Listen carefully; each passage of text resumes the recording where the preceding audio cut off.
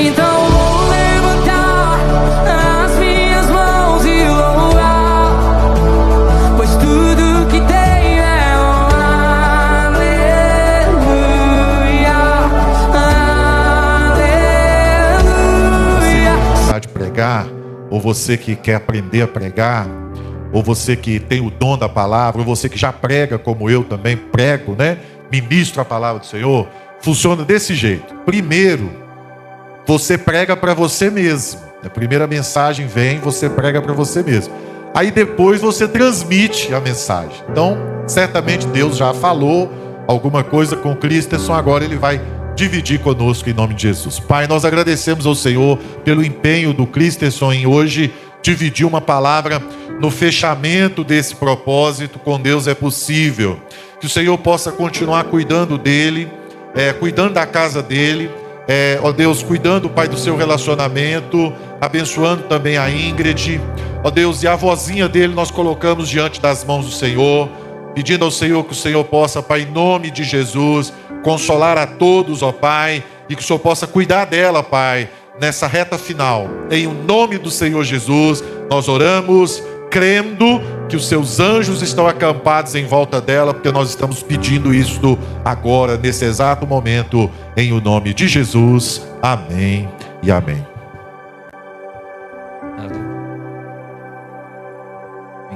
Amém. Glória a Deus. Aleluia.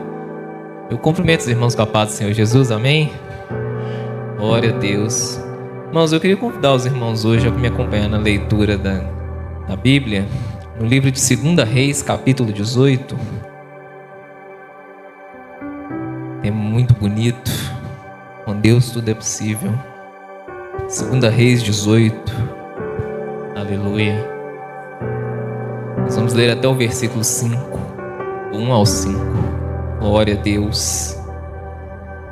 Aleluia. Deus sabe todas as coisas, irmãos. Glória a Deus.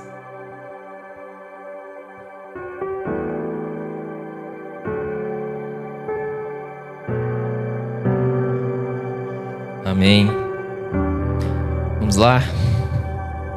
No 3º ano de Oséias, filho de Elá, rei de Israel, começou a reinar Ezequias, filho de Acás, rei de Judá. Tinha 25 anos de idade quando começou a reinar, e reinou 29 anos em Jerusalém. Sua mãe se chamava Abi e era filha de Zacarias. Fez o que era reto perante o Senhor, segundo tudo o que fizera Davi, seu pai. Removeu os altos, quebrou as colunas e deitou abaixo o poste ídolo, e fez em pedaços a serpente de bronze que Moisés fizera, porque até aquele dia os filhos de Israel lhe queimavam incenso e lhe chamavam Neutzã. Confiou no Senhor, Deus de Israel, de maneira que depois dele não houve seu semelhante entre todos os reis de Judá, nem entre os que foram antes dele. Podemos assentar, irmãos, em nome de Jesus. Glória a Deus. Irmãos, desde que o pastor me convidou para pregar aqui, minha vida virou uma loucura. Parece que tudo foi acontecendo para dar errado, mas com a graça de Deus Ele me permitiu estar aqui hoje. E tirando das lições, enquanto eu preparava essa mensagem, né, como o pastor falou, primeiro Deus fala com a gente. E a minha vontade em vários momentos foi ligar para ele e falar: pastor, eu não vou deixar passar essa, porque não tá legal, não tá fácil. Mas o tema da mensagem é justamente esse, que com Deus tudo é possível. Então eu entendi que tinha algo ali. E trazendo aqui a história do rei Ezequias, eu entendi que ele também passou por muita coisa. E assim como esse mês eu tenho passado pelas dificuldades, como o pastor mencionou minha avó, que ela está internada, eu não podia deixar de compartilhar com os irmãos os milagres que Deus tem feito na minha vida, deixar de dar uma direção também dentro da palavra, para que todos nós possamos ser abençoados De um jeito ou de outro, irmãos, nós temos que confiar no Senhor e saber que Ele sabe o que é melhor para nós. Tirando disso, irmãos, voltando aqui para a mensagem, com a história do nosso irmão Ezequias, eu tirei aqui 4 lições que são muito importantes para esse tema de hoje, com Deus tudo é possível. Porque nós precisamos, irmãos, de Deus. E como alcançar a Deus? Nós sabemos que com Ele é possível, mas nós temos que nos achegar a Ele para que isso seja possível. Nós temos que permitir que Deus haja na nossa vida. E falando brevemente da história de Ezequias, a história de Ezequias a gente pode começar com o pai dele, do rei Acás, que ele fez tratos comerciais e políticos. Ele acabou fazendo com que o reino de Judá se tornasse submisso à Síria, que era a grande potência da época. Isso trouxe muita idolatria para dentro de Israel. As pessoas se esqueceram do nosso Deus, do Deus de verdade. Acás chegou até mesmo a fechar o templo do Senhor para que não adorassem mais a Deus. E quando Ezequias assume, é nesse contexto que ele está inserido. Sendo um homem temente a Deus, um homem que conhecia a palavra, ele se vê num contexto de que todos à sua volta estavam fazendo tudo de errado. Ele provavelmente se sentiu um pouco isolado naquele contexto. Ele estava no meio de uma sociedade idólatra e ele tinha que resolver isso. Mas aí nós lemos aqui, logo no começo, que os atos de Ezequias, e diz no começo que ele fez como Davi. Então aqui eu já tiro o primeiro passo de Ezequias, a primeira lição que nós aprendemos com ele, para que nós possamos estar com Deus, para que Deus possa agir, para que seja possível na nossa vida. A primeira coisa que a gente tem que fazer é arrumar a nossa casa. Nós temos que fazer uma lição de casa, irmãos. A gente tem que olhar, fazer como Davi, voltar ao primeiro amor, nos renovar todos os dias. Nós temos que entender, irmãos, que conforme vai passando o tempo, nosso relacionamento com Deus, às vezes ele se desgasta. Nós somos seres humanos. A gente se cansa, a gente se frustra, a gente costuma ser muito imediatista. Temos o hábito, principalmente nos dias de hoje, com o advento da internet, do celular, a informação chega muito rápido. Nós não temos mais paciência. Eu estava vendo esses dias, refletindo comigo mesmo. Antigamente, quando a gente ia no banco, na lotérica, pagar uma conta, resolver um problema, a gente não tinha o que fazer. Você ficava na fila do banco e era tédio. O máximo que você ia fazer era reclamar com a pessoa que estava na fila. Você ia reclamar da fila do banco. Hoje em dia não. Hoje em dia você vai no banco, em qualquer lugar, se tem uma fila, tá todo mundo com o telefone na mão. A gente está desacostumado. Nós estamos desacostumados a esperar. Mas o nosso tempo não é o tempo de Deus. E o tempo de Deus ele é precioso para nós, porque Ele sabe o que é melhor para nós. Nós temos uma ideia de perfeição. Deus Ele é. E nenhum de nós tem nem a capacidade de entender a grandiosidade de Deus, mas mesmo assim Ele se revela a nós todos os dias, através da sua palavra, através de uma palavra de consolo, através de uma oração. Talvez alguém que você nem esperava te manda uma mensagem: e aí, irmão, como é que você tá? Tá tudo bem? E é ali que você vê Deus trabalhando, pouquinho em pouquinho. Porque o que para nós é impossível, irmãos, para Deus é mais um dia, é só mais uma coisa.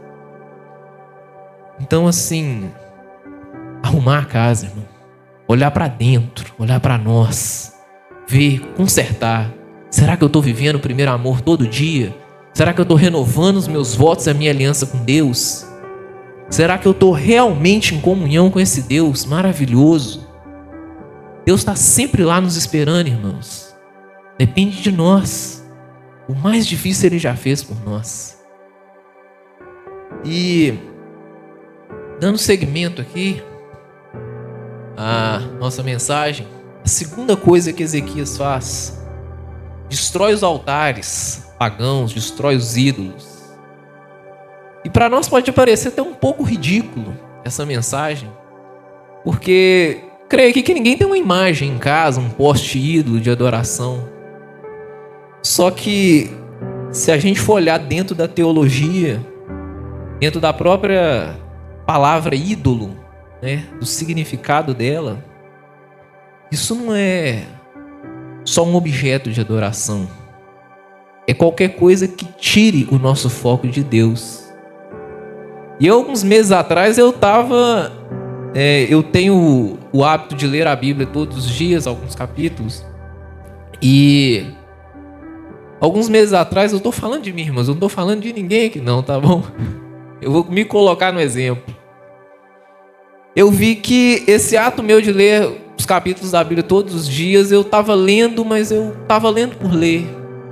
Eu já não meditava mais, eu já queria ler depressa para resolver um problema do trabalho, para fazer outra coisa, para mexer no celular, qualquer outra coisa. E aí eu vi que aquele ato já não estava mais sendo legal para mim. Eu já não estava mais esperando para ler a Bíblia como eu ficava antigamente.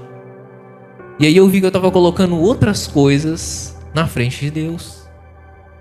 E isso é difícil.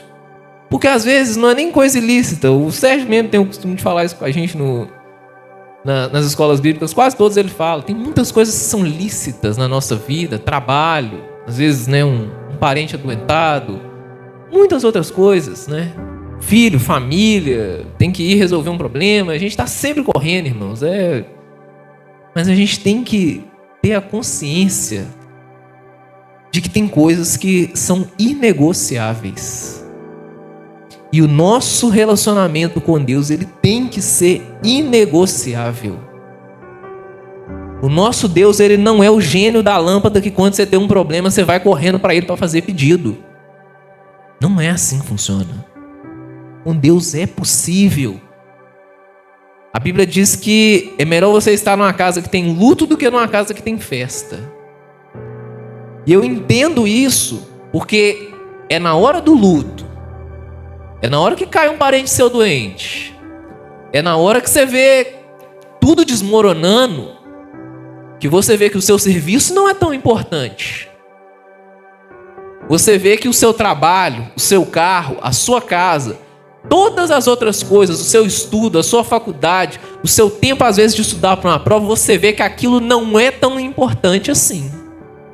Porque é nessa hora, é a hora que você está se quebrando, que você se volta para Deus e fala, eu vi uma vez um padre, ele deu esse testemunho, ele falou, eu nunca vi no leito de morte ninguém falar assim, eu queria ter investido mais em tal coisa para ter uma rentabilidade melhor.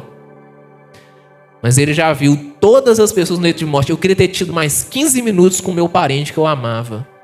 Eu queria ter tido mais tempo para minha família. Eu queria ter tido um relacionamento mais íntimo com Deus. Eu queria ter tido.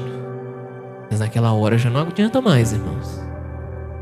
Por isso que todos os dias a gente tem que quebrar os ídolos do nosso coração.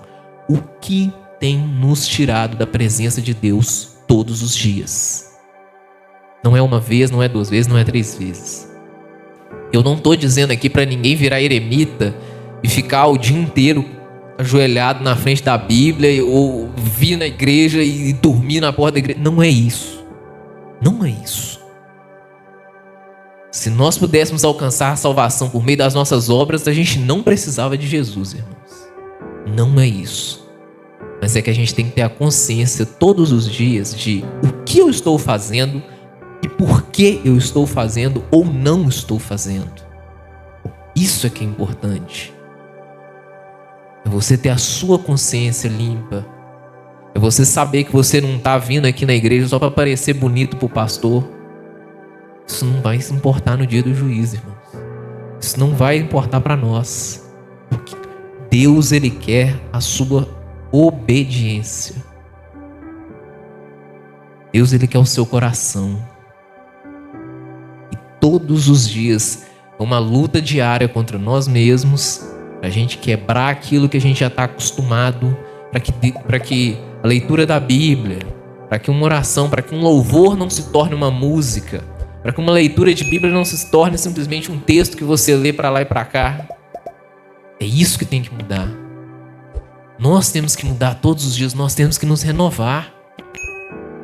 Nós temos que abrir a nossa mente, nós temos que abrir o nosso coração e deixar Deus trabalhar todos os dias, devagarzinho. Porque nós somos imediatistas, Deus não, Ele sabe o melhor tempo para agir na vida de cada um. Talvez o que a gente vê como uma bênção enorme, que pode até parecer muito bom naquele momento, mas Deus sabe que lá na frente aquilo vai te arrebentar. Nós temos que nos preparar. Foi o que Ezequias fez. Ele se preparou. Ele arrumou a casa. Ele quebrou os postes. Ele reabriu o templo. Ele ensinou o povo novamente a adorar a Deus, porque até aquele momento o povo estava perdido. Tinha um que adorava Moloque, tinha o outro que adorava Baal, tinha o outro que adorava o Senhor, mas do jeito errado. Tinha um que queria adorar todo mundo. Tinha um que falava, escolhe um Deus. Qual Deus? Hoje é segunda-feira, terça, quarta, quinta. Qual que é o Deus que a gente adora hoje? Ninguém sabia. Tava uma bagunça. Primeira coisa, arrumar a casa. Então, voltando aqui um pouquinho para a palavra. Ele restaura o templo e celebra novamente a Páscoa. E a Páscoa, ela é justamente a renovação dos ossos da aliança. Era relembrar para o povo judeu que foi Deus que tirou eles do Egito, que toda aquela aflição que eles vinham passando, ele poderia ser quebrada desde que eles adorassem novamente ao Senhor, desde que eles estivessem com o Senhor. À luz da época, aquilo era impossível, mas Deus os libertou. Nós temos que ser libertos também. Nós temos, como eu já falei aqui, a gente tem que renovar nossa aliança todos os dias. A gente tem que colocar Deus na nossa prioridade. Isso é muito simples, irmãos. É muito simples, mas é quase impossível. Engraçado como é que a Bíblia ela repete várias mensagens. E se você for parar para ler os livros, você vê o povo errando nas mesmas coisas. Quando a gente lê na Bíblia. Mas você para refletir um pouquinho e a gente vê que a gente também comete esses mesmos errinhos todos os dias. Quantas vezes, eu vou falar por mim, irmão. Quantas vezes eu me vi em situações que eu falava assim, eu não consigo, eu não sei o que fazer, eu estou perdido. E eu ficava desesperado, eu tenho um problema, eu tenho dificuldade até de pedir ajuda para os outros. E eu ficava vendo aquela situação se desenrolando na minha frente, eu falava, não vai dar, isso aqui não tem como, não tem condição, e resolvi. Alguém me dava uma palavra, Deus falava comigo de algum modo. Era aquele dia que eu estava triste em casa, eu falava assim, eu não vou na igreja, eu vinha na igreja e a palavra vinha em cima. E vinha um irmão e me dava um abraço que eu nunca recebi um abraço daquele. E vinha o outro, me dava um abraço, chegava no ouvido e falava assim, eu estou com você, se precisar de qualquer coisa, pode falar comigo. E aquilo ali já era o suficiente. Todos os problemas que eu tinha parecia como se eu sentisse o Espírito Santo tirando com a mão. Falando assim, me dá, filho, não precisa, deixa pra lá, eu vou resolver. E resolvia. E aí passava 3 meses e estava eu na mesma situação de novo. Oh, caramba. E aí, repete o ciclo. A gente tropeça, irmãos, é normal, é humano. Então mantenha o foco. Renove sua aliança com Deus. Não cometa os mesmos erros que eu estou cometendo às vezes. De ficar, às vezes a gente até chega a questionar Deus, mas por que isso está acontecendo desse jeito? E tá tudo bem. Eu posso não saber, mas Deus sabe. E é isso que me mantém de pé, é isso que é a minha fé. Eu posso não saber, eu posso não estar certo, mas eu sei que Deus tem o melhor para mim e para minha família, em nome de Jesus. Enfim, seguindo com os exemplos do nosso querido Ezequias, depois que ele arruma entre aspas, a casa com Israel, aí vem a segunda lição, que é mais difícil do que arrumar a casa. Você pode perguntar para todo mundo que arruma a casa aqui. É manter a casa arrumada. Depois que ele restaura a adoração de Israel, ele rompe relações com a Síria. Que mais ou menos, se a gente trouxesse para o dia de hoje, era como se o Brasil declarasse guerra para os Estados Unidos e a China ao mesmo tempo. Era uma coisa que não... Qualquer pessoa com lógica ia olhar e falar: esse homem tá doido. Como é que a gente vai enfrentar o exército da Síria? Eles já tinham derrotado todos os países em volta de Israel. Todos os reinos em volta dos judeus já tinham caído. Inclusive o reino do norte naquela época, que era Israel. E só tinha sobrado a tribo de Judá e de Benjamim no sul. E Ezequias teve a coragem de romper com a Síria, porque ele sabia que daquela relação só ia vir coisa tóxica para dentro de Israel. E isso é uma coisa que nós temos que fazer também. Nós temos que rever às vezes as nossas prioridades, as nossas relações e romper com aquilo que está trazendo coisa ruim para nós. Sérgio, eu vou usar o seu exemplo, porque você já falou isso aqui. Eu vou usar o seu exemplo. Você falou que teve uma vez que você perdeu o emprego e você estava ficando preocupado. Acho que você tinha acabado de casar ou ter filho, não me lembro exatamente, mas você falou assim: e agora? O que eu vou fazer? Mas aí você viu que Deus abriu outras portas para você, portas melhores. Então, assim, muitas das vezes a gente não entende às vezes o que Deus está fazendo ali na nossa vida e a gente vê aquilo como se fosse uma coisa ruim. Do ponto de vista lógico, você acabou de casar, você acabou de ter filho, você não pode perder o seu emprego. Como é que eu tenho uma família para sustentar, como é que eu vou fazer? Do ponto de vista lógico, você não pode declarar guerra para a Síria, você não tem 1/10 do exército da Síria. Como é que eu vou enfrentar esse povo? Mas ele tinha fé em Deus.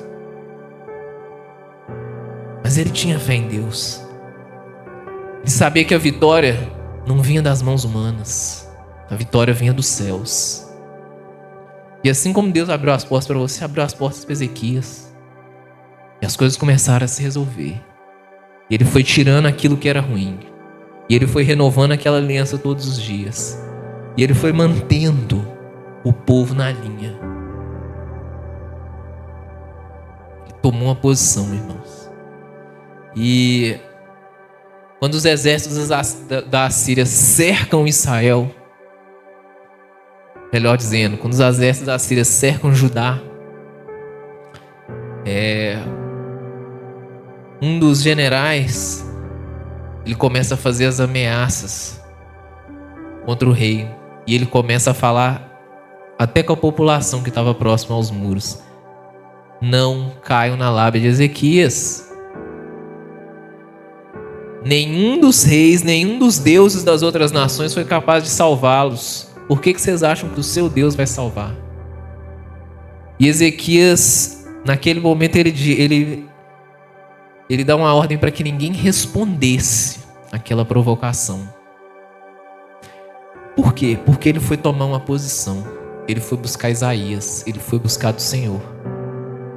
E às vezes nós temos que tomar essa posição também. Porque nós somos provocados todos os dias também. E somos provocados com pecado. Somos provocados com propostas. Somos provocados, irmãos. Acontece. Jesus foi provocado, por que nós não seríamos?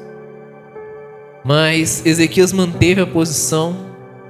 Falou: eu vou buscar conselho do Senhor. E Isaías diz para ele: não precisa se preocupar não. Senhor, já conversei com Deus. Deus já falou comigo. A mensagem para você é boa. Falou que tá tudo bem. Descansa. Vai dar certo.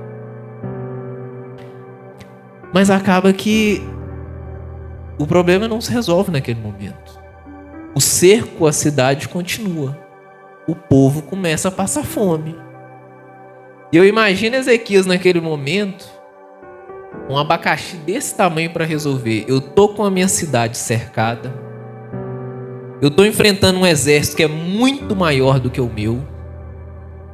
Eu tô enfrentando uma dificuldade que eu não consigo vencer. E o povo aqui dentro da cidade está começando a ficar nervoso comigo. O que vai acontecer? E quantas vezes nós não somos pressionados assim também? Pressão interna e pressão externa. Às vezes alguém de fora que tá te provocando, tá ali, mas você não é crente, por que você está passando essa dificuldade? Mas você não é crente? Cadê seu Deus que não resolve? E essas coisas vão minando a nossa fé de pouco em pouco, se a gente deixar. E às vezes até dentro da gente mesmo vai surgindo aquele negócio, mas meu Deus, pô, eu já arrumei a casa, eu reabri o templo, eu voltei para a aliança, por que isso está acontecendo comigo, Deus? Tenha paciência,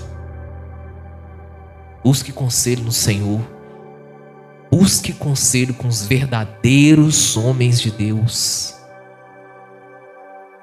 Tem muita gente aí fora, tem coach, tem pessoas que se dizem líderes religiosos, que eles estão ali, mas eles muito mais atrapalham do que nos ajudam. Graças a Deus, aqui dentro da nossa igreja nós temos bons exemplos. Nós temos pessoas íntegras, nós temos verdadeiros homens de Deus. Nós temos um pastor que está aqui, disponível para a gente quando a gente precisa. Pessoas para te dar um abraço, para te dar um conselho. Essa palavra fala muito comigo porque, como eu disse, eu tenho dificuldade de pedir ajuda. Mas quando eu olho aqui para dentro, eu sei que se eu pedir, as pessoas vão estender a mão para mim e vão estender para você, irmãos. Eu louvo a Deus, eu oro a Deus, eu peço a Deus todos os dias pelos irmãos aqui dessa igreja, porque aqui eu vejo que tem algo diferente, eu vejo que tem a presença de Deus. E só de saber disso, irmãos, já me dá uma força extra para continuar. Como eu disse, eu estou me colocando aqui nos exemplos para que ninguém precise se manifestar. Eu prefiro usar eu mesmo de exemplo. Porque eu não sou perfeito. Eu estou cheio de problemas, eu estou cheio de defeito. Mas eu tento melhorar. Eu tento me manter firme com o Senhor todos os dias. Eu sei que até mesmo o pastor ter me dado essa oportunidade aqui hoje é uma forma de Deus falar comigo de que eu estou no caminho certo. Porque eu tenho certeza que se eu não estivesse andando com Deus, o pastor não teria tido a confiança de me colocar aqui na frente hoje. Isso para mim é muito importante, principalmente nesse momento que eu estou passando por essas lutas, porque mostra para mim mesmo como Deus é comigo e como Ele está tornando possível a minha vida prosseguir mesmo com tudo que vem acontecendo. Eu fico emocionado de verdade, irmãos, de poder estar aqui na frente de vocês e dar esse testemunho. Bom, glória a Deus. Seguindo com o nosso exemplo do irmão Ezequias, ele dá ordem ao povo para que não responda naquele momento. Ele busca a direção de Isaías. Deus fala com ele, mas ele não vê acontecer imediatamente. Porém, o rei da Síria faz uma segunda ameaça em forma de carta, falando que ele em quem que você está se apoiando? No Egito, os países em volta, porque eu vou destruir todos eles, junto com Judá. E Ezequias pega essa carta, rasga suas vestes reais, põe pano de saco e vai para o templo. Ele põe a carta diante do Senhor. Ele fala: Deus, que não por mim, pela blasfêmia que esse homem fez contra o seu nome, salva o meu povo, salva a minha casa, me liberta. E novamente Isaías manda uma mensagem para o rei e fala: não se preocupe, Deus está tratando. Aqui foi quando Ezequias começou a colher o fruto do que ele começou lá atrás, reabrindo o templo, destruindo os altares idólatras.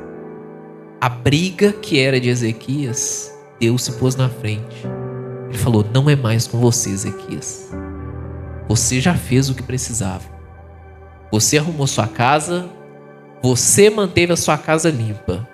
Você tomou uma posição diante da dificuldade. Agora é comigo. Tenha fé em mim, porque agora está comigo. E a Bíblia diz que naquela noite, Deus manda um anjo no acampamento do exército da Síria. 185 mil soldados da Síria morrem. Todo o cerco, todo o poder, tudo que estava contra Judá, tudo aquilo que o rei olhava e falava é impossível, Deus resolveu numa noite. E ele não precisou levantar um dedo contra o problema. O que ele precisou fazer foi arrumar a casa. O que ele precisou fazer foi arrumar o interior dele. Foi saber que ele estava no caminho certo. O que ele precisou fazer. A transformação vem da gente. A gente tem que cuidar é da gente.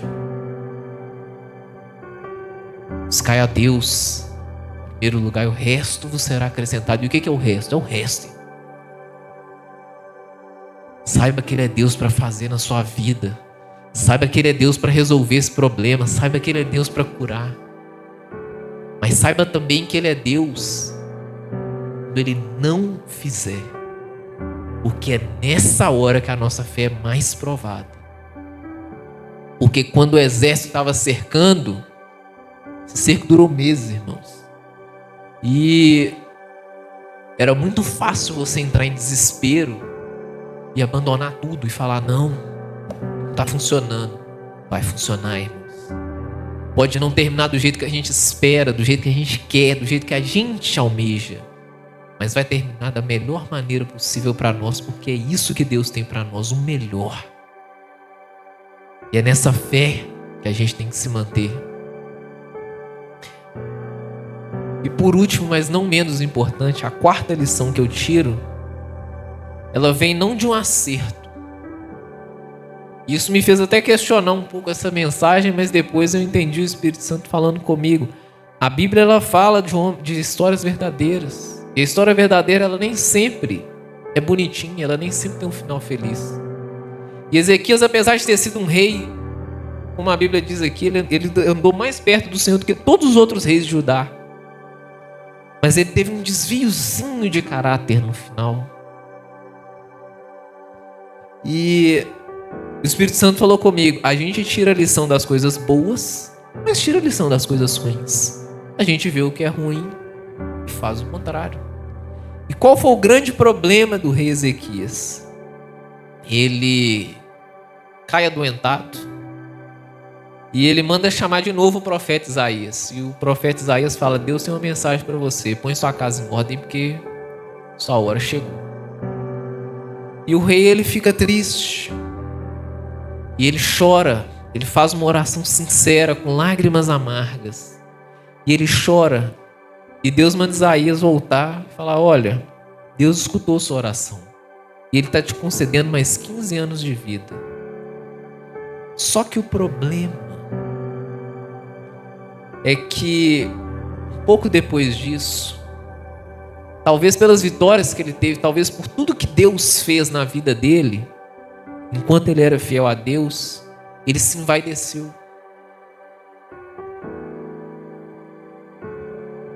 Ele se engrandeceu demais.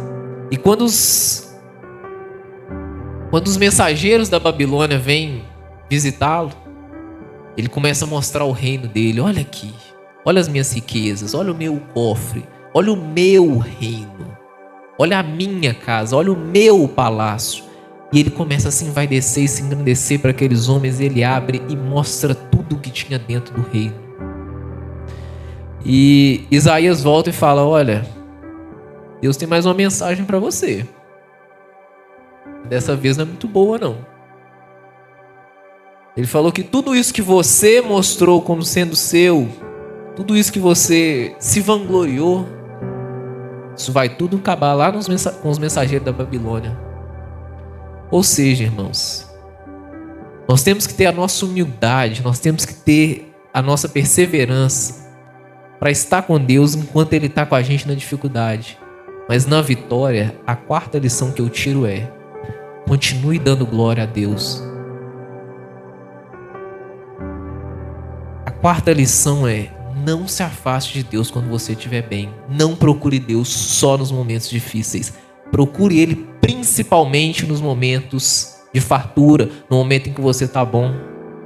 No momento em que as coisas estão indo bem para você, é nessa hora que você tem que se ajoelhar e falar assim: graças a Deus, porque não é no meu braço que eu vou vencer, é no do Senhor. Só para terminar, eu queria falar só mais uma coisa aqui que me incomodou muito. No último culto Compaixão, eu não vim porque eu estava doente, eu passei a noite muito doente. Mas no culto anterior a esse, eu tinha esquecido de trazer o meu alimento. E durante a semana no grupo dos diáconos, o Ramon mandou assim: irmãos, a gente está precisando da doação de uma cesta básica, com uma certa urgência, para abençoar. E aquilo mexeu comigo por uma única questão. Eu esqueci de trazer a doação do meu alimento. Mas eu não fiz de maldade, eu realmente esqueci. E a gente esquece, normal. Mas aquilo me incomodou durante a noite, quando eu vi aquela mensagem falando da doação com urgência. Por quê? Eu esqueci da cesta porque ela não me fazia falta. Mas a pessoa que precisa daquilo, ela não esquece.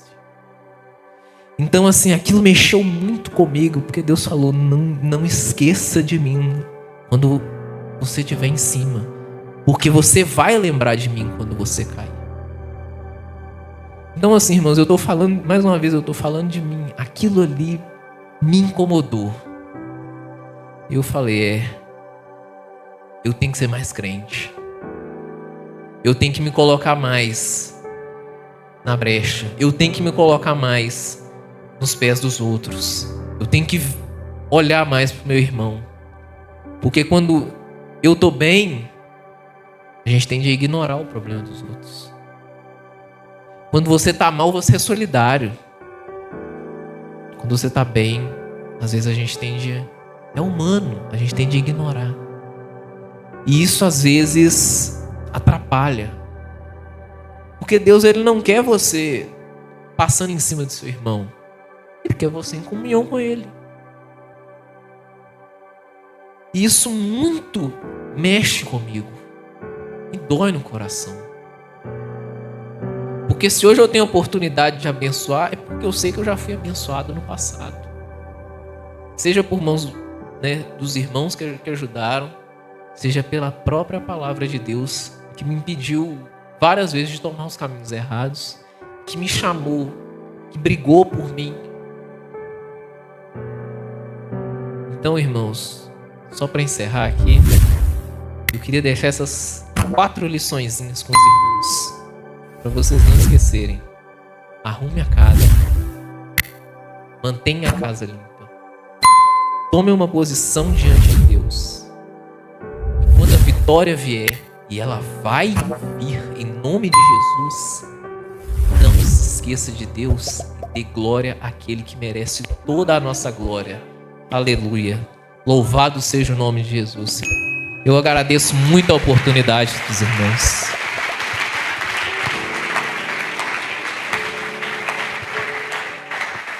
Cristo, parabéns. Glória a Deus, irmãos. Que bom que você veio ouvir esta palavra, né? Baseado em 2 Reis 18. Vamos ficar sobre os nossos pés. Consolo.